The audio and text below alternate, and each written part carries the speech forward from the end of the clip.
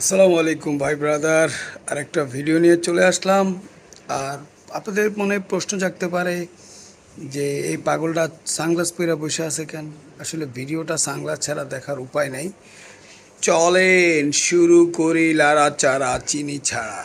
শুনেন, জি বলেন। আমি যখন মাগুরাতে যাই তখন আমার বাসের সামনে সব ছেলেরা লাইন দিয়ে থাকে। ভালো হয়েছে, বড় সড়ো আছে। আমি এতটা বেশি সুন্দর।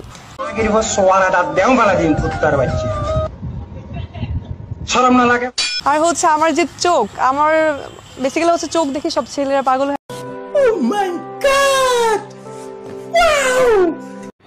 না, চোখ আপনার অনেক সুন্দর।